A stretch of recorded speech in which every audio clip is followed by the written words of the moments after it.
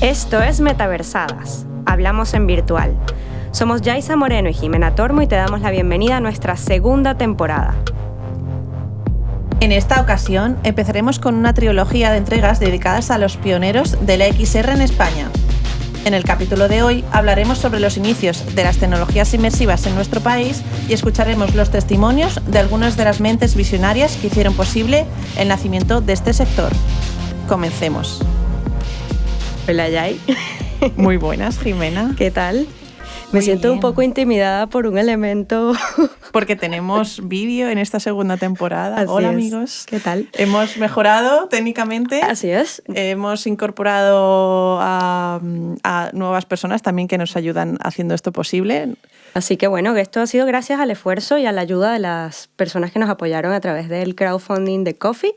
Estamos muy agradecidos por la contribución y pues nada, muy emocionadas por esta temporada. Esta temporada además está siendo dura ya de comienzo porque estamos teniendo muchas personas y muy interesantes. Sí, este capítulo ha sido un reto porque ha sido de todos los capítulos que hemos hecho el que más entrevistados ha tenido o tiene. Y bueno, es una trilogía además. Es una trilogía, serán 3. Hablaremos del pasado, presente y futuro de la XR, así que... Y más importante aún, de la mano de sus pioneros. Sí, y para comenzar yo te quería hacer una primera pregunta y es ¿Sí? ¿Cuál fue tu experiencia en el mundo de la XR? ¿Qué recuerdas con intensidad o la primera? No sé si te acordarás. Vale, o sea, así como el momento pionero de cada uno, mi momento pionero. A ver, yo creo que ese primer contacto fue a través de una Samsung Gear, aquellas típicas gafas con móvil, ¿no? Que tenía Samsung, fue en mi máster. Cuando llegué a Barcelona, que vine a estudiar aquí, probamos varios vídeos. De hecho, ahora ya no me acuerdo de qué fue exactamente lo que vimos muchas cosas, pero fue impactante, fue así como wow. Descubrir, ¿no? todo un mundo de posibilidades y además veníamos del mundo audiovisual. ¿Eres de las que te movías o de las que te quedabas quieta? Yo como Porque hay loca. 2 tipos de personas. Yo daba vueltas, o sea, que yo parecía un remolino, ¿no? Ves que es exacto, mucha gente se queda así. Yo era como una loca que daba vueltas, a veces porque estaba aquí el personaje hablando, pero yo quería ver el entorno. Así que esa fue como la primera experiencia 360. Y luego, bueno, con VR hubo otras cosas interesantes con las distintas gafas, pero ese fue mi primer contacto inmersivo. ¿Y el tuyo cuál fue? El primero realmente no me acuerdo. O sea, no tengo mucha idea de cuál fue mi primera experiencia con gafas, porque he tenido tantas que yo creo que se me han ido borrando un poquito los recuerdos. Pero lo que sí, a nivel inmersivo, lo que sí recuerdo es cuando yo era muy pequeña, yo qué sé, tendría...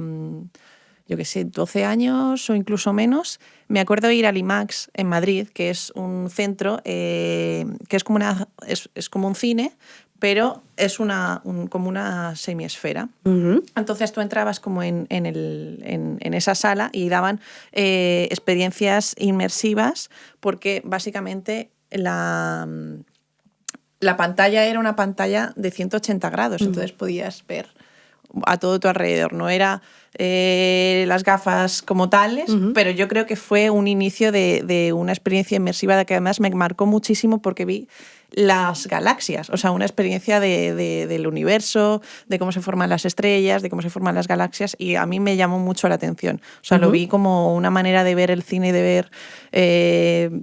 de sentirme ahí dentro en el mundo, de decir qué pequeñita soy, o en el espacio en este caso. Y creo que es muy bonito empezar en este sector. Sí, y yo creo que la gente se preguntará, ¿por qué hacemos estas preguntas iniciales? Pero es que a todos los entrevistados, o lo que notamos en todos ellos fue esa ilusión inicial, ¿no? Sí. Ese primer encuentro con la tecnología. Y yo creo que además una característica que tienen los pioneros, y en este sector en particular se ve muy claramente, ¿no? Es esta mentalidad del soñador, del que queda alucinado, ¿no? Por un primer contacto, y muchas veces, y muchos de los que entrevistamos tuvieron ese primer contacto de niños o de adolescentes, ¿no?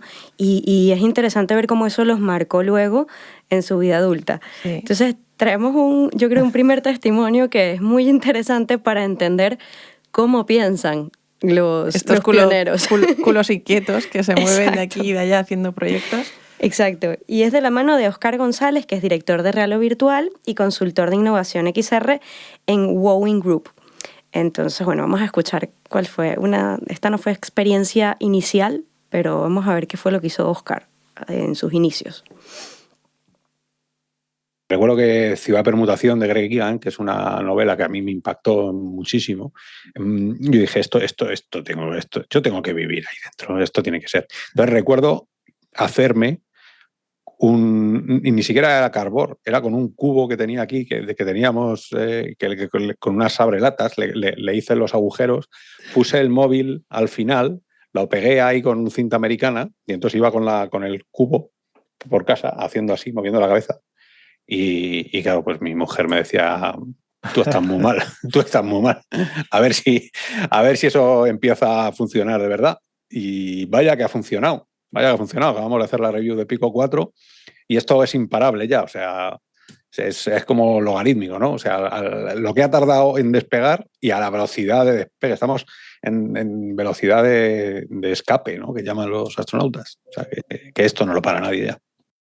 Esto no lo para nadie porque realmente es todo el rato experiencial, es un sector súper innovador, ¿no? En el que cada vez vamos invirtiendo más en sacar maquinitas de estos chalados que van cogiendo una cosa de aquí, van experimentando una cosa de allá. Y voy a traer otro testimonio de Jorge Esteban Blaine, que entrevistamos ya en su momento en el capítulo de educación, en el que, Jorge es coordinador y experto en narrativas inmersivas en Utopía Voyagers y director creativo en Cuarta Pared VR. Y me gustaría que lo escuchéis porque él comenta un poco sus inicios, igual que nosotras que teníamos como nuestras experiencias, no primeramente como VR, pero sí en algún tipo de videojuego o máquinas de arcade. Vamos a escucharle a ver qué dice. Yo lo primero que probé fue en los años 90 y, bueno, hubo más decepción que otra cosa. Fue el Virtuality, evidentemente, la máquina arcade que llegó aquí a España. Había muchísimo hype, sobre todo el mundo del cine, de películas como El cortador de césped, etcétera. Y eso, bueno, generó evidentemente una expectativa que no se cumplió con todavía esa máquina y ahí hubo mucha decepción. Curiosamente, luego ya en esta nueva oleada, en el 2016, probé las DK2. Lo primero que probé, por cierto, fue una experiencia de Edgar, New Horizon, ¿vale? Y me sorprendió muchísimo porque dije, ya lo han conseguido, ya la técnica está aquí, he tenido que esperar 20 años, pero lo han conseguido. Y entonces ya pensé, yo quiero dedicarme a esto, mi campo es el de la narrativa, cinematográfica hasta 2016, y yo quiero dedicarme a contar historias, a generar emociones con esta nueva tecnología, y ahí es donde me metí de lleno. Pero luego, para la primera impresión en los años 90, pues bueno, eran otros tiempos y menos mal que ahora ya, evidentemente, la cosa se ha reconducido a algo que es mucho más que aceptable. Que todos, y en esto coinciden en general, ¿no? Hemos seleccionado el testimonio de Óscar y el de Jorge, ¿no? Pero es una constante en todos los pioneros esta idea de que o sea, la primera impresión fue de mucha ilusión, sin embargo sabían que le faltaba mucho a la tecnología. Sí. Y después, años después, cuando vieron las primeras experiencias, que ahora lo contaremos más adelante, en las primeras gafas, se dieron cuenta de que ya era el momento, ¿no? Y ahí se lanzaron a tope. Sí, es como una gestión de expectativas, pero quieras que no, sin esa primera ilusión esto no sería posible ahora mismo. Entonces, menos mal que a pesar de que esa tecnología era muy deficiente y eran unos píxeles como camiones, realmente sin ese empiece no habría nada. No habría nada. Ahora vamos a hablar un poquito de cómo empieza a entrar la VR, ya hablando en términos más contemporáneos, a partir de, 2000, cerca del 2014, y cómo se empieza un poquito antes también empiezan a surgir plataformas como Kickstarter que dieron empuje, ¿no? a que mucha gente tuviera acceso a hardware, que en su momento, era un hardware que todavía era una versión muy beta, pero les permitió a nuestros pioneros aquí y en diferentes países, pues tener ese primer contacto realista de decir, bueno, ya podemos empezar a crear cosas con estas herramientas. Y Pera, bueno, que es fundador de Vision y era CEO en su momento y ahora es CEO y fundador de Metacampus, nos cuenta lo siguiente. Veíamos que entrábamos en una nueva fase de la democratización de la invención a través de las plataformas de crowdfunding como Kickstarter, etcétera. Entonces, esto hacía que los inventores o los creadores tuvieran vías de sacar productos al mercado de forma mucho más ágil, mucho más rápida, ¿no? Y ahí es donde empezamos nos llegaron empezamos a trabajar primero con formato de vídeo 360. En 2004 creo que fue donde se introdujo el iPhone, y diría que en el 2011 puede ser que se introdujo, o 2012 se introdujo ya lo que era el giroscopio digamos, en los smartphones y en el iPad, ¿no? Entonces, es la entrada del giroscopio lo que permitía es que nuevos formatos como el vídeo 360 tuvieran, digamos, un nuevo uso, ¿no? Tuvieran un sentido, ¿no? Claro, luego también tenemos testimonios como el de Lito, José Luis Navarro, que fue CEO fundador de Inmedia Studios y que ahora es el actual jefe del departamento comercial, casualmente de Vision, y nos cuenta cómo fueron esos primeros contactos con el vídeo a los que se refería Pera. Mira, la primera vez que yo recuerdo sorprenderme con una solución inmersiva 360 sin haberme puesto todavía las gafas, me acuerdo perfectamente que fue con los helicópteros de la Guardia Civil que hizo Nacho, Nacho el de Abaco, que fue de los primeros productos que yo vi, porque me coincidió en un vídeo que dije, joder, si esto lo hacíamos nosotros con QuickTime VR. Entonces empecé a mirar a ver si era QuickTime VR, porque QuickTime VR se había desarrollado para proyectarse dentro de conceptos de cubos y tú podías hacer entornos totalmente tridimensionales y con Director, con Macromedia Director, nosotros integrábamos pasillos enteros, porque en aquel entonces Unity no existía y mucho menos Unreal, ¿no? Pero hacíamos ese tipo de cosas. Entonces, cuando lo vi dije, hostia, estos tíos lo han hecho con... Entonces, empecé a investigar, empecé a ver cómo se hacía. Y entonces es cuando llegaron las gafas estas y entonces dije, espérate, las gafas, esta tecnología que ya se puede hacer y tal. Y entonces empezamos. Hubo una confluencia allí, ¿no? Y creo que, y lo vamos a ver también más adelante cuando hablemos de qué es lo que está pasando actualmente con las tecnologías emergentes. Pero lo interesante es eso, fue que se desarrollan las tecnologías que permitían la captura de vídeos inmersivos y en paralelo el desarrollo de los dispositivos que permitían el consumo en primera persona, ¿no? Y que ya no necesitabas un ordenador para poder ver la experiencia, sino que la podías ver desde dentro. Y bueno, y muchos trasteamos, tú incluida, sí. Con la manera de cómo hacer que la gente pudiera ver ese contenido. Es curioso porque yo me acuerdo la primera vez que yo bueno, esto ya es más adelante en Unity, pero la primera vez que yo trasteé, yo estaba estaba de becaria en una empresa y había tocado un poquito Unity y un poquito de 3D y un poquito de tal, pero a niveles muy, muy, muy, muy básicos. Entonces mi jefe me dijo, tienes aquí este proyecto, empieza a investigar, empieza a hacer innovación, sin tampoco saber del software, porque se dedicaba más al render. Y me acuerdo la primera sensación de éxito profesional, que era una chorrada en la que metí una imagen 360, creo que también era un vídeo.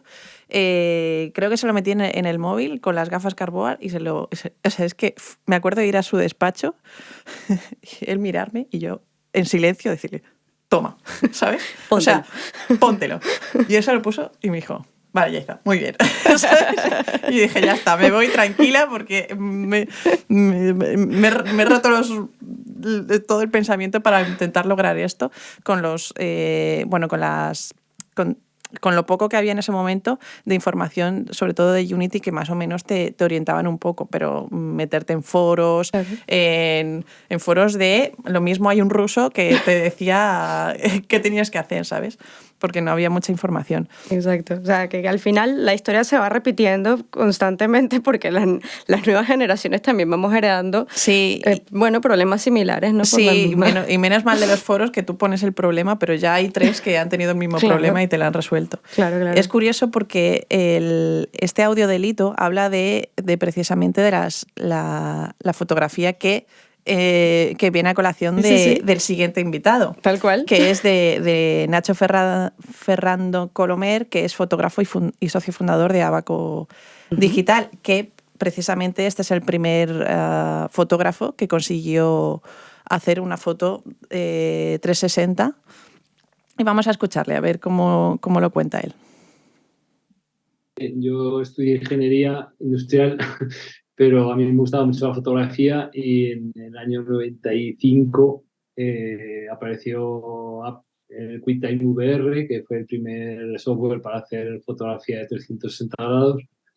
Y yo estaba trabajando en la universidad y me enamoré de eso y entonces a partir de entonces me metí de lleno a investigar. En aquel momento no había nada de cámaras ni de nada, era todo investigación y desarrollo y bueno, a partir de ahí empecé a trabajar eso en foto 360, luego en la foto esférica. Con la foto esférica traté de innovar mucho haciendo fotos muy difíciles y gracias a eso pues conseguí conocer a mucha gente a nivel internacional y empecé con el tema del vídeo. Bueno, esto es en el 2011 porque fue cuando, digamos, gané un concurso internacional con una foto muy, muy difícil y me invitaron a dar una conferencia. Conocí ahí a los grandes, a Ryan, a Jürgen, a todos los pioneros de este tema y de hecho pues me hice muy colega de Jürgen Gertz, que es un alemán que vive en Nueva York, y juntos creamos el primer prototipo de cámara totalmente esférica. Y de hecho yo fui el primero que grabé un vídeo sin ningún agujero negro, porque hasta entonces había vídeos de 360, pero tenían todo su nadir o su cenit negro, y yo fui el primero que grabé uno además esquiando, para variar. Esto para el vídeo 360 fue completamente importantísimo, fue significativo. Y bueno, para todos los que empezamos dentro del mundo inmersivo con el vídeo 360, Ignacio Ferrando siempre ha sido un referente, ¿no? Es siempre ver qué está haciendo Ignacio para saber qué es lo que... Está por encima de años donde van los siguientes. Y con Vision tuvimos la posibilidad de trabajar con él en algún proyecto. Yo no personalmente, pero gente de mi equipo. Y bueno, tiene unos conocimientos evidentemente amplísimos y siempre, bueno, ha estado a la cabeza y creo que es el referente español y quizás internacional para mucha gente. Si alguien estaba interesado en las tecnologías de las cámaras que usa, se llama Freedom 360, por si queréis. Bueno, esa fue la cámara el prototipo que creó. Pero bueno, ahora él trastea con un montón. Sí, de hecho creo que nos mostró en la mostró entrevista. Diferentes tipos de cámaras. Sí. Y bueno, a mí esto me conecta siempre con la experiencia, las primeras experiencias. Ahora un poco ya pasamos lo que sería la introducción más conectada con el vídeo 360, pero ahora vamos a hablar de cuál fue la primera experiencia que tuvieron los pioneros con gafas VR. A ver qué nos cuentan. Mi caso fue de pequeño, yo creo que fue Virtuosity, una cosa de estas que andaba por Madrid, además que recuerdo siempre ir de la mano de mi madre. O sea, fue lo primero de lo primero. Ya no recuerdo el año cuando Virtuosity llega por aquí. Nos lo pusieron, era un desmadre de polígonos verdes y tal, pero flipante. Entonces yo ya me quedé con eso. En el caso de Óscar, su experiencia fue siendo muy, muy jovencito. Y claro, en aquel momento las Virtuosity es lo que él dice, era una serie de polígonos verdes, ¿no? Pero imagínate tú que siendo tan joven ya tuvo esa primera impresión. Pero ahora, bueno, vamos a pasar a un siguiente testimonio que Sí. ya es un dispositivo más actual, ¿no? Sí, es un dispositivo más actual, pero enlaza muy bien con todo lo que estamos comentando, ¿no? ¿Sí? Que son diferentes personas que cogen diferentes maquinitas y les da por esta tecnología con esta otra, esto me sirve, porque le voy a meter una cámara dentro de otro dispositivo, un móvil dentro de unas gafas y voy a hacer una serie de experimentos, ¿no? Entonces, introduzco el testimonio de Roberto Romero, que es creativo tecnológico en Accenture Song, que explica muy bien cómo la tecnología a veces va avanzando por diferentes caminos y llega a un punto en el que converge y no es tecnología, sino es magia. A ver cómo lo cuenta él. En la historia de la tecnología siempre pasa lo mismo. O sea, hay ideas y se intentan ejecutar, pero luego llega un momento de la historia donde convergen ciertas cosas que evolucionan lo suficiente como para que esa tecnología no parezca tecnología, sino que parezca magia. El momento en el que te ponías unas DK1 y tenías ese track y esas experiencias anteriores y decías, ostras, pues esto sí que parece magia, ¿no? Porque te las pones y te transporta a otro sitio. Y esa sensación es la que te volaba la cabeza. El empezarte a imaginar qué podías hacer y hasta dónde podría llegar, porque en ese momento, la DK1, o sea, lo comparas con cualquier headset de ahora, y era poco menos que una basurilla, ¿no? O sea, en términos de capacidad, de performance, resolución, y no tenía 6 grados de libertad, o sea, no tenía, las DK1 eran 3 grados de libertad solamente. Pero ya era otra cosa, ya te podías imaginar que si ya estábamos en ese punto, íbamos a tardar muy poquito en cruzar ese puente que nos permitiera soñar alto y soñar grande con hacer cosas que hasta ahora no se habían hecho y vivir emociones que no se habían vivido y cambiar no solamente el mercado del entretenimiento, sino todos los mercados, ¿no? Esa era la sensación en aquel momento. La máquina, en aquel momento la llamamos de muchas formas, ¿no? La máquina definitiva de empatía. Había muchos adjetivos para definir lo que sentías, ¿no? Cuando probabas las experiencias, y eso nos hizo a todos centrar nuestro foco de atención, tiempo y dinero en ponernos al lío, a hacer cosas. Qué curioso, ¿no? La máquina de empatía, Sí. que realmente siempre se tiene como una visión de la tecnología como nos va a separar del mundo terrenal, nos va a hacer que seamos más robots, más neutros y tal. Y la definición que le están dando es la máquina de empatía, o sea, todo prácticamente lo contrario. Sí. Me Aquí resulta súper curioso. Y aquí hay un tema interesante también que no abordamos más arriba, pero que está conectado con el punto, por ejemplo, del tema de Kickstarter, ¿no? Roberto habla de las DK1, que fueron el modelo de Oculus que ya a ellos les permitió pues tener este contacto en el que dijeron, vaya, podemos empezar a crear contenidos para gafas de realidad virtual. Pero es que la historia es que, bueno, Palmer Luckey, que era un chico muy jovencito, hace un Kickstarter hace su campaña en Kickstarter y es cuando muchas de estas personas que estamos entrevistando o que entrevistamos decidieron apostar por este proyecto. Y recuerdo que, por ejemplo, Pera en la entrevista decía que en Kickstarter no sabías con qué te ibas a encontrar. Una cosa era lo que te prometían, de hecho sigue ocurriendo en la campaña, y otra cosa era lo que te llegaba, ¿no? Que muchos de ellos invirtieron dinero antes en otras gafas de realidad virtual o en otros dispositivos similares, y lo que llegaba era de risa. Y entonces, cuando llegan las gafas de Palmer Luckey a muchos de ellos, Edgar es otro, bueno, prácticamente la mayor parte de los que hemos entrevistado para esta trilogía, dicen que vaya, ya se dieron cuenta de, vale, por fin, ¿no? Y las DK1, pues son precisamente las gafas que les permitieron empezar a crear. Entonces, yo, por ejemplo, aquí está una anécdota graciosa, después de las DK1 llegan las DK2. Y yo tengo la anécdota de que el primer contenido que probé, y aquí es precisamente muy conectado con todas las posibilidades que tiene esta tecnología, en las DK1 fue una peli porno. Vale. Porque el porno siempre está en la innovación de todo. Exactamente. Entonces es curioso, ¿no? La cantidad ellos vieron una gran cantidad de posibilidades, pero una de las empresas creó este tipo de contenido aquí, en este país. Y es interesante. Sí. porque bueno, es un área en la que no te imaginas que ha tenido tanto éxito la tecnología inmersiva, pero sí que lo ha tenido y hay muchísimo contenido. ¿Por qué no ver una película porno en VR? Así es, ¿Por así qué? es. Ojo, que fue por trabajo, ¿eh? No la vi, bueno, que tampoco, aquí da igual, pero no voy a entrar en detalles, pero ¿Por qué no? Que sí, que formaba parte del trabajo.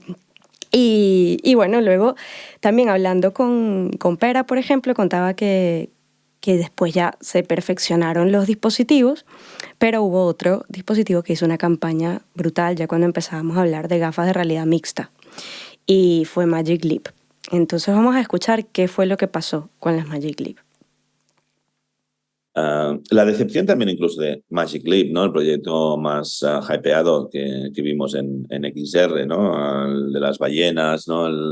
Digamos, aquí le pusieron tantos miles de millones y luego cuando lanzaron el primer producto es uno de los problemas, cuando creas mucha expectativa, luego realmente no acaba de funcionar.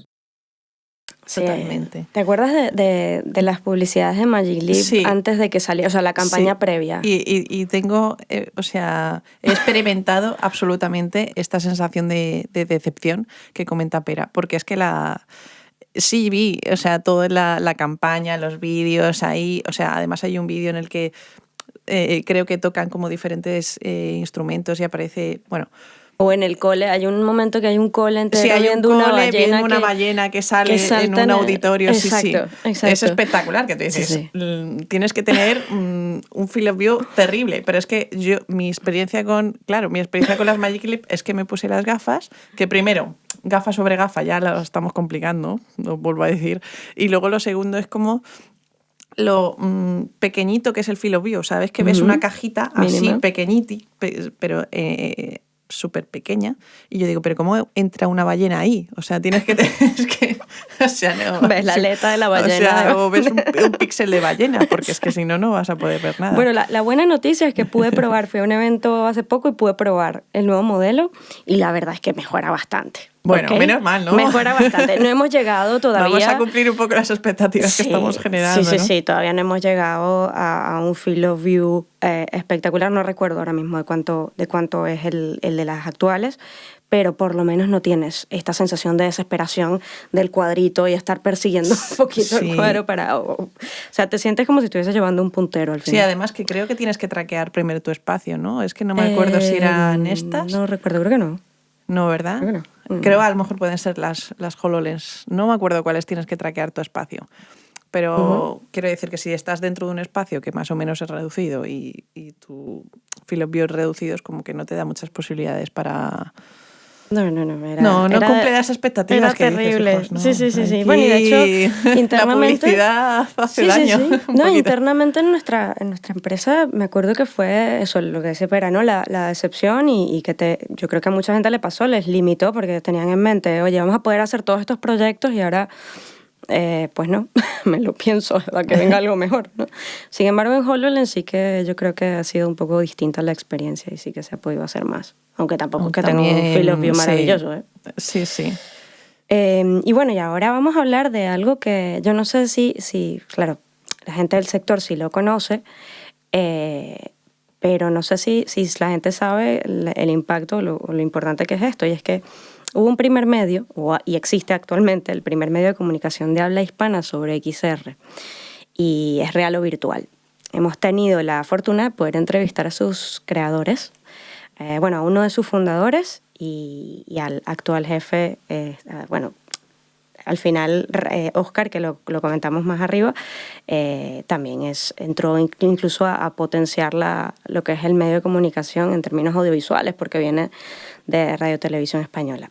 Pero ahora vamos a escuchar a Ramón Jiménez Martínez, que fue el cofundador y editor en jefe, además de gestor de la comunidad de Real o Virtual, y nos va a contar cómo fueron los inicios de este medio de comunicación.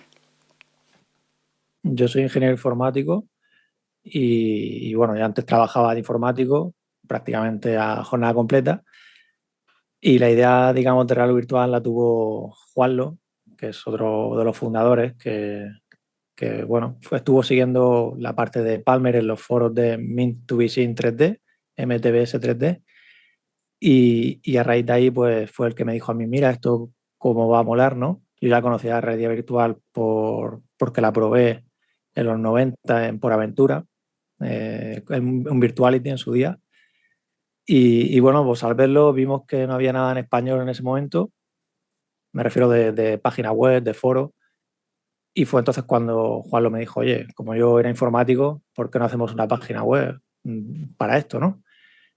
Y entonces fue por lo que empezó, digamos que fue ahí cuando probé ya el DK1, que Juanlo fue que apoyó el Kickstarter en su momento, pues cuando ya me metí, o sea, creí totalmente en este medio, ¿sabes? En la red virtual. Y lo vi todo claro. Y de ahí entonces, pues ha sido un no parar, la verdad, que vamos a hacer 10 años.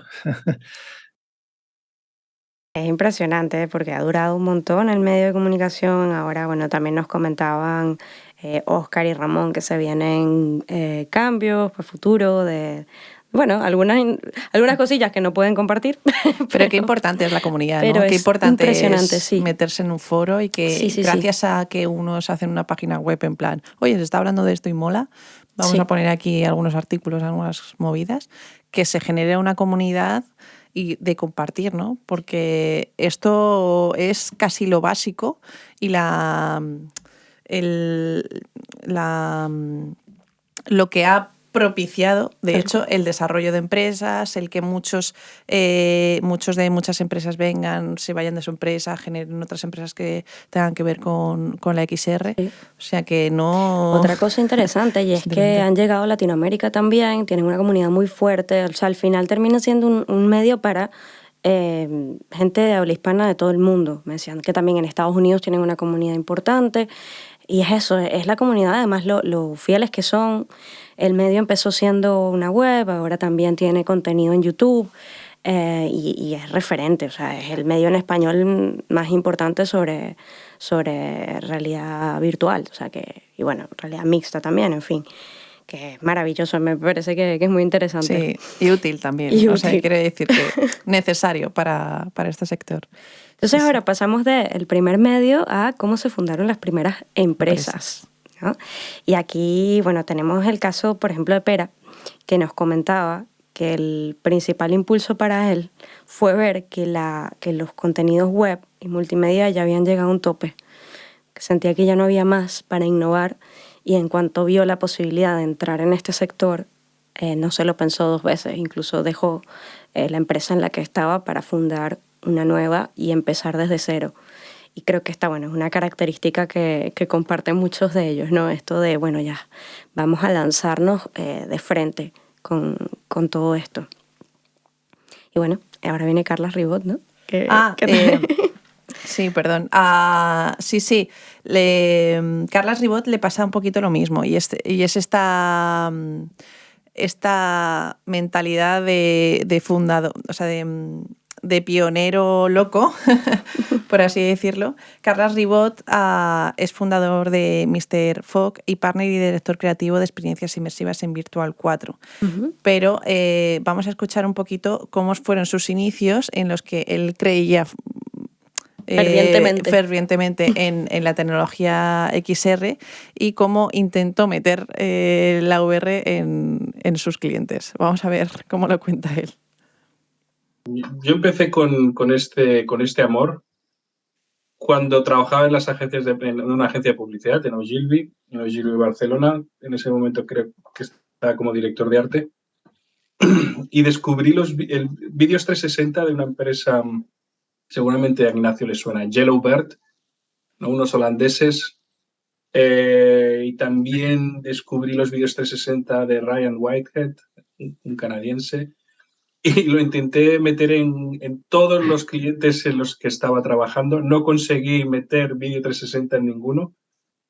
Empecé a investigar, pocas cámaras existían en ese momento y decidí comprarme una. Y me cambié de agencia, estaba en otra agencia más pequeñita y nada, y salté a la piscina.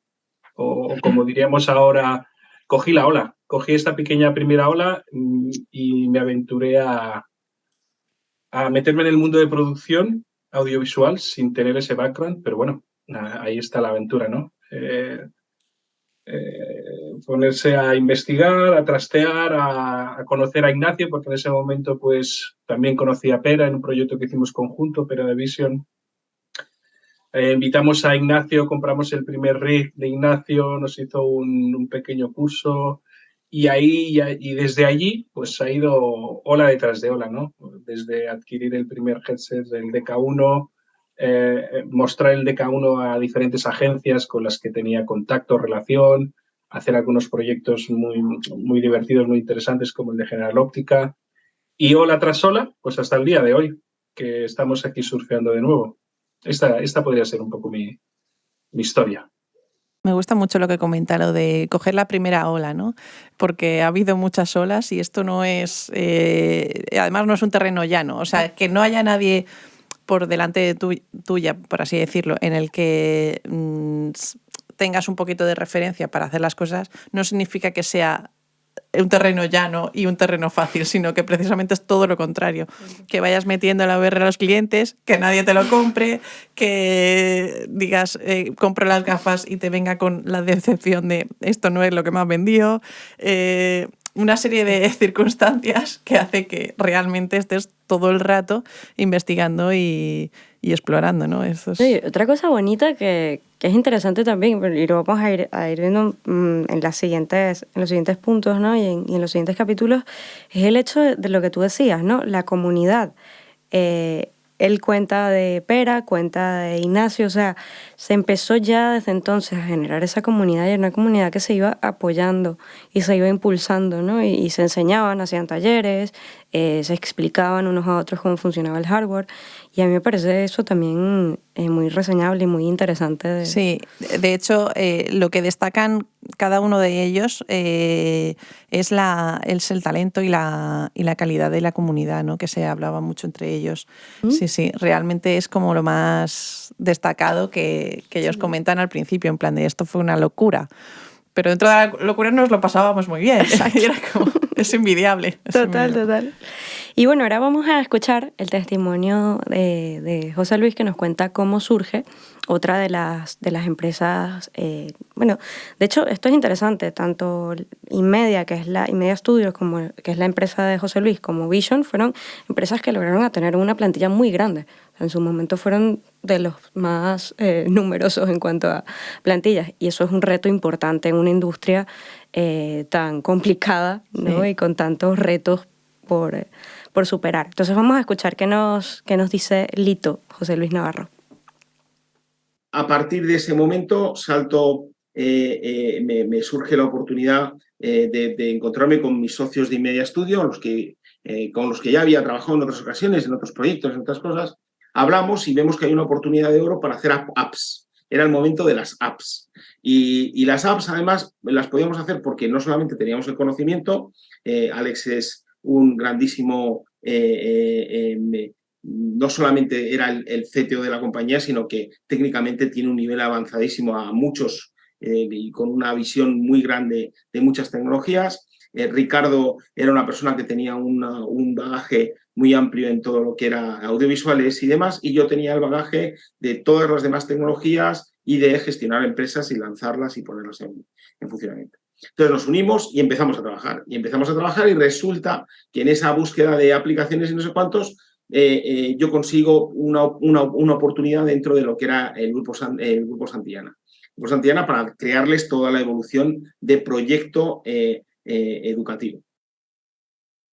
A muchos también les pasó que esto lo han contado, ¿no? Y es el encontrar un cliente que haya creído en las distintas tecnologías que les presentaban, ¿no? Y clientes que estuvieron dispuestos a invertir en ello, ¿no? Lito comentaba el caso de Santillana, después también, un caso que sí que lo he vivido de cerca, por ejemplo, fue en Vision y Cupra, ¿no? Encuentras clientes, lo que Lito llamaba en la entrevista unicornios, que son muy difíciles de encontrar, pero que son empresas o marcas que sí que están dispuestas a creer en este tipo de tecnologías emergentes. Eso es muy complicado porque bueno, lo iremos viendo a lo largo de estos primeros capítulos, ¿no? Pero el hacer entender que la gente tiene necesidades en sus proyectos que se pueden suplir con realidades inmersivas, ¿no? Con estos proyectos inmersivos es muy complicado porque primero hay desconocimiento de que existen directamente, o sea, hay muchas empresas que no saben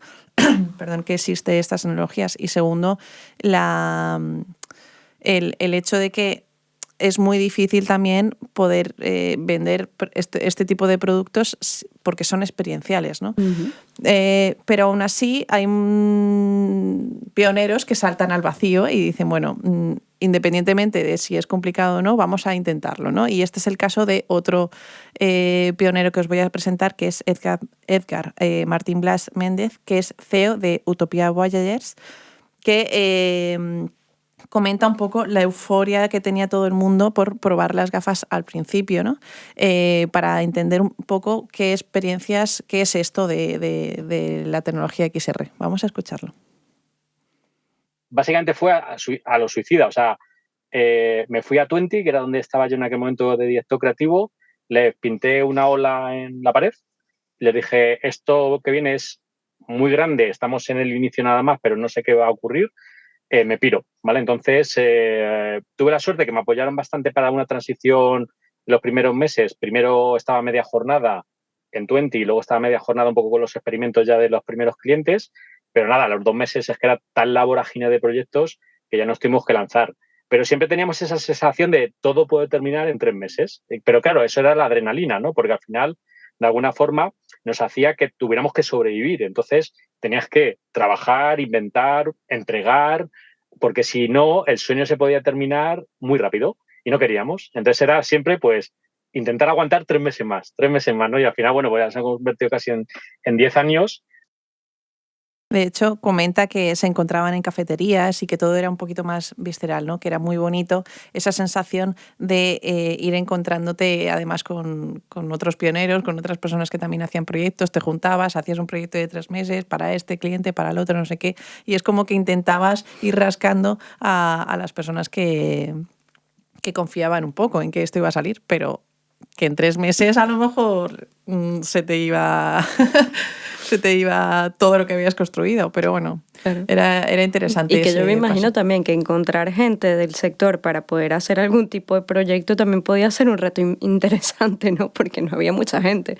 Claro. Entonces el trabajar eso con freelance o el ponerte, bueno, contactar a gente para armar un equipo debía también ser al inicio bastante complicado. Claro, porque si no lo encontraban, lo generaban ellos. Sí, es decir, estaba la tecnología y estaba el sector tan en bragas, por así decirlo, que era en plan de, bueno, necesitamos hacer diferentes soluciones y si no encontramos nadie que lo haya hecho, ¿no? Vamos a generarlo nosotros. Y uno de los pioneros también en este sector es Paco Álvarez, que es fundador de Inmersión Brelia y Project Manager en Viarty, que nos comentó un poco que se volvieron muy locos y no solamente investigaron en hacer proyectos a nivel creativo y a nivel de software, sino que empezaron a trastear con hardware. Y vamos a ver cómo lo cuenta. Nosotros fuimos los raros de la película aquí en España porque fuimos de los pocos locos que nos lanzamos al hardware. O sea, nosotros íbamos a competir con Oculus.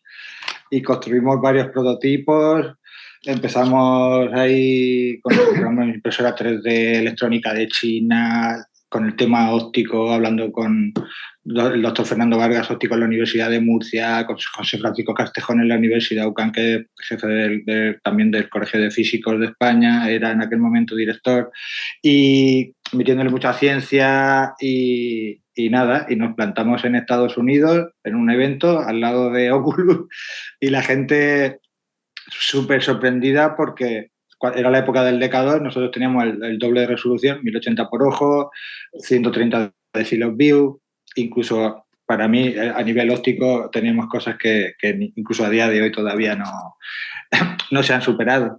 Y por el desarrollo óptico que hicimos a medida y nada, y fue muy impactante ver, pues eso, la locura que nos decía la gente, ¿dónde vais? ¿Dónde vais a Estados Unidos? Y de hecho hasta Palmer en un evento hizo cola para probar nuestro headset Y luego fue también la parte de la realidad virtual móvil, porque fuimos los primeros en llegar a GDC 2014 en San Francisco y presentar un headset que funcionaba con un teléfono. No había nada, o sea, nos paraba la gente por la calle, la gente loca.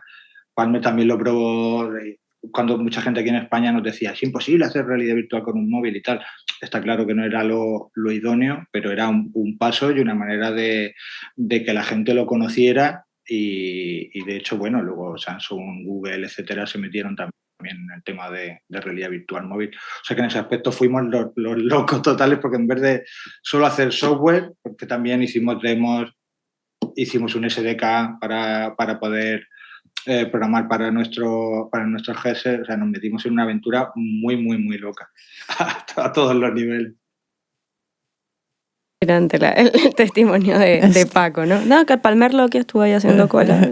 Sí, que nos hemos montado aquí unas ópticas y nos hemos ido a Estados Unidos a competir con Oculus. Hombre, tus huevos. Exacto, o sea, esa historia es impresionante. Y bueno, y además yo creo que es un reflejo de del sentimiento de esa generación y de la época que se estaba viviendo. Ellos iban a por todas. Sí, esto mola, esto lo tiene que ver la gente. Y hay un dato curioso, ya es que se decía que, en broma, ¿no? Pero era verdad que había muchos que salían de ahí, que se decía que Murcia era la cuna del VR de España, porque hay un montón de murcianos. Bueno, Ramón también de Real o Virtual es murciano, y el equipo de Paco eran la mayoría de Murcia y tal.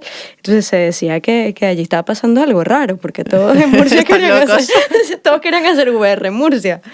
Y bueno, un poco estábamos hablando de los inicios, también de cómo lidiar con las expectativas, ¿no? Cómo tienes que armar un equipo y cómo tienes que organizarte para lograr cumplir con diferentes objetivos y metas. Y hay una anécdota muy graciosa de Pera que habla de la expectativa versus la realidad. Creo que es muy interesante de escuchar, además de graciosa. Y nos da también nos permite entender muchas veces cómo a veces nos vemos en situaciones muy complejas porque el cliente nos pide cosas que son a veces imposibles de lograr con la tecnología del momento. Vamos a escucharlo. Tienes que, digamos, combinar lo que es las expectativas de lo que hace la tecnología versus lo que es la experiencia. Entonces, me acuerdo que una de las primeras experiencias multisensoriales que hicimos para Havas Media en el Festival de Cannes en el 2014, que coincidía con el Mundial de Brasil, y llevamos una experiencia multisensorial donde habíamos grabado unas escenas. Tenías la parte de realidad virtual, tenías la parte de aire, creo que tenías la parte de agua, porque bueno, luego te echaban, etcétera, y tenías la parte de movimiento por voz, decíamos. Entonces, claro, le ponía, cuando hice la instalación, no nos daba tanto tiempo para programar todo, y entonces cuando les ponía las gafas a las personas allí en la instalación, y luego veían una cabina y decían, vale, y les preguntaba, ¿qué ves? ¿Ves una cabina ahí? Sí, vale, pues tienes que ir a esa cabina, pero vas a ir por voz, ¿vale? Di forward, cuando quieras avanzar, di forward. Entonces, cuando ellos decían forward, yo con la flecha les daba el forward, ¿no? ¿Ya estás en la cabina? No, me queda todavía un poco. Vale, pues di forward otra vez. Y así, pero bueno, en el fondo da igual. O sea, lo que era la programación era una forma de automatizar eso, pero la experiencia del usuario estaba intacta, ¿no? Eso es maravilloso. Ingenio. No, pero me parece muy interesante. Esta última frase dice, la falta de programación, la falta de tiempo, la falta de generar un prototipo perfecto o una experiencia perfecta, no quita que con todo el tejemaneje de cosas que sabemos, ¿no?, de nuestra ideación, no quita que la experiencia no se cumple. Es decir, la experiencia de usuario se sigue cumpliendo, ya digas forward y yo le dé una flechita, como que te lo haga solo, ¿no? Es muy interesante. Que al final es lo mismo de cuando hacemos falsos directos también. O sea, muchas veces la tecnología tiene unos límites y bueno, te toca sortearlos de alguna manera. Sí, por los problemas que haya técnicos, y es que pueden pasar mil cosas, pero bueno, la gente sigue teniendo ahí esa experiencia y eso es súper divertido. Si supieran los usuarios la cantidad de cosas que tenemos que hacer, tejemanejes, malabares, para que lleguen a sus experiencias, algo que digan, mira, esto se ha hecho así súper fácil, juntas dos cosas. No. Madre mía. No es así. Y bueno, nada, esto nos lleva también a hablar de un tema que es un poquito controversial, sobre todo para la gente que ya tiene mucho tiempo en el sector, ¿verdad? Y bueno, como no tenemos que hablar de metaverso siempre, aunque sea 2 minutos dentro de nuestro podcast, hoy día, un poco el mensaje que dan muchos de los pioneros es hoy día lo que se llama metaversos en plural, que en realidad son plataformas virtuales, ya tienen mucho tiempo. Sí. Y ya existían cuando muchos de ellos empezaron. Lito comentaba, por ejemplo, que ellos ya habían creado por 2000, creo que decía cerca del 2016, 2014, ya habían creado una experiencia en la que estabas dentro, era para el Corte Inglés, y estabas dentro de un entorno tridimensional, te podías mover, había gamificación. En Pera también cuenta el ejemplo del caso de Answer, que es una plataforma VR, pero que además se podía consumir a través de desktop y dentro de un mismo entorno podías tener, y aquí ya todo el mundo va a decir, ay, sí, mira, como lo que está haciendo ahora Meta, sí, algo así. Podías tener en un mismo entorno una persona conectada a través de una cámara web, a otra conectada a través de gafas. Lo sé muy bien, porque yo lo diseñé. Tú estuviste en el proyecto, claro. Yo diseñé toda la interfaz, tanto de la parte de VR como de la parte de la plataforma. Y me acuerdo lo complicado que era gestionar, porque había una plataforma de gestión de sesiones, ¿no? Tú podías entrar en diferentes sesiones psicoterapeutas, que no dejaba de ser una plataforma en la que, como de ayuda para superar ciertos traumas para las personas. ¿No? Esta era la de Answer, la de Cornerstone. Sí, la de Cornerstone, sí. Vale. Y entonces, la plataforma permitía un poco las plataformas, es que era multiplataforma, ¿no? Porque tú podías conectarte a través del PC con una cámara web al uso, ¿no? Sí. Podías conectarte a través de VR. Pues lo que se hace ahora en Spatial. Spatial o en FrameVR. Entonces, lo complicado de eso, lo que a mí me supuso un reto fue hacer como un calendario de sesiones, ¿no? En el que tú entrabas, imagínate que tú entras en un entorno VR y te tienes que conectar con una persona que está conectada en otra parte del mundo, pero a través de su PC, ¿no? Es decir, que cada uno a lo mejor tú en el móvil dices, vale, cojo el Google Calendar y digo, vale, tengo esta sesión, me conecto tal, entro en el Meet y ya tienes ahí, o en el Zoom o en el Skype o lo que sea, y ya tienes ahí tú tal. Esa experiencia ya la tenemos bastante asumida. La pandemia ha ayudado mucho que eso sea fácil, pero claro, en VR es como tengo que esperar también, como en una sala de espera para conectarme en el momento. En el VR, además, no tienes la percepción del tiempo que tienes en tu entorno virtual, ¿no? Entorno real, quiero decir. Tuve que poner como un reloj tienes que tener, o sea, a qué hora te toca la sesión, ¿sabes? Sí. Porque no puedes mirar tu reloj, porque estás en VR, ¿sabes? Así. Entonces, tienes que tener en cuenta diferentes cosas de experiencia de usuario para llevar a cabo esa que sea multiplataforma. Que sea multiplataforma. Y ahora eso es uno de los grandes retos de muchas plataformas que están saliendo. Pero este proyecto fue hecho en el 2017. Sí. ¿Ok? Entonces, un poco esto es lo que también dicen muchos pioneros, hay que tener un poco de perspectiva y que ahora se están vendiendo cosas que en realidad no son tan nuevas, ¿no? Ya en esa época se estaba empezando a implementar. Y bueno, esto también conecta con que muchos pioneros hablan de que es importante demostrar para vender. Que muchas veces este tipo de tecnologías no se llegan a conocer en el momento en el que son creadas o ideadas, o quizás el hecho de que tú no hayas dado el paso para publicitar más este tipo de proyectos hacen que realmente sean vistos como una innovación años después. Entonces dicen que es muy importante, y aquí coinciden la mayor parte de ellos en que y de hecho en el caso, por ejemplo, de Inmedia o de Vision, lo vieron claro creando showrooms para que cuando los clientes fueran a visitarlos pudieran probar directamente la tecnología y entender el uso. Claro, no te lo cuento, míralo tú. Y lo miras, ¿no? Este es un poco el mensaje que nos dan ellos. Luego hay otro punto, y ahora lo vamos a escuchar de voz de Pera, y es también la necesidad de la internacionalización.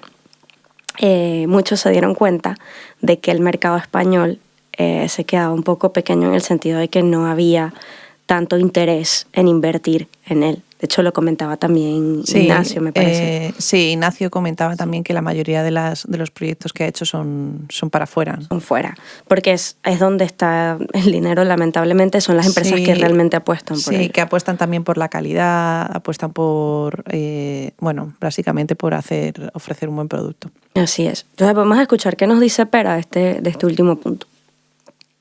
Nosotros también éramos una de las pocas empresas que, primero que estábamos en Barcelona más que en Madrid, porque creo que el resto de las empresas principales estaban en Madrid, aquí en Barcelona habían pocas, pero luego teníamos un carácter muy internacional.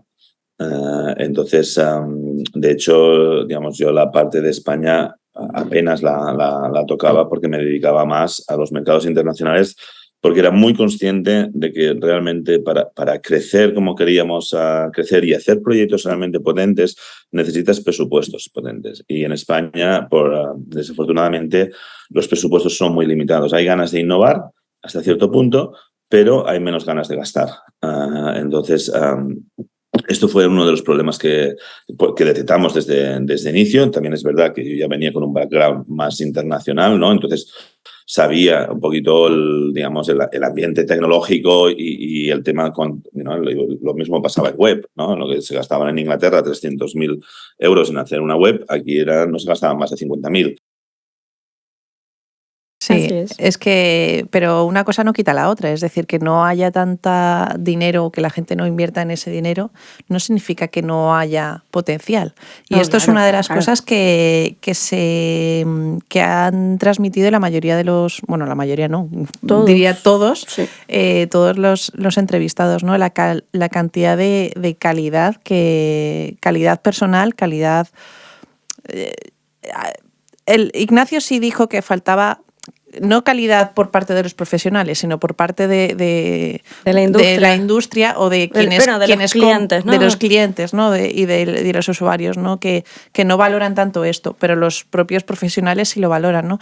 Y de hecho son profesionales que buscan un poco esa conexión, ¿no? Una conexión entre ellos para intentar mejorar sus productos, ¿no? La comunidad estaba muy conectada y era muy sana.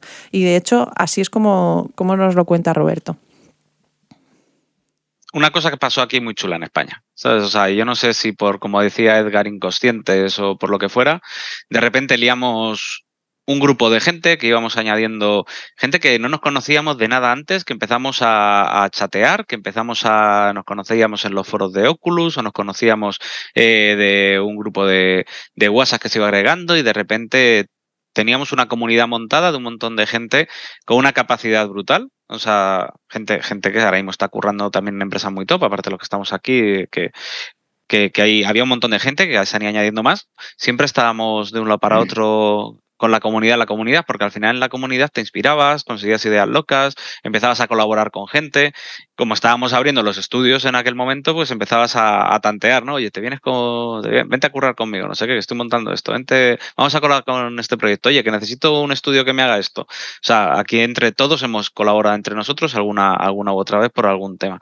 Y nos han pasado, pues eso, desde los planos imposibles de Ignacio, que te manda cosas que dice, mira, tío, lo último que he hecho, y dices, pero ¿te has colgado en helicóptero o cómo cojones has sacado esto, sabes? O sea, o que lo que contaba Paco con el hardware, ¿no? O sea, que al final es, ¿cómo os metís en hardware? Estáis desquiciados, chavales, ¿no? O sea, todo igual, ¿sabes? O sea, es que todos aquí, Carles con su Ladybug, que yo creo que la hemos tenido prácticamente todos en la oficina, ¿sabes? De préstamo, ¿sabes? O sea, Jorge haciendo narrativas 360 3D, con Diego Bezares también, ¿sabes? O sea, y con Edgar muchas aventuras, ¿sabes? O sea, es que al final, o sea, y podríamos añadir esta llamada a 200 personas prácticamente, ¿sabes? O sea, y tendríamos historias en común que contaros que serían maravillosas todas.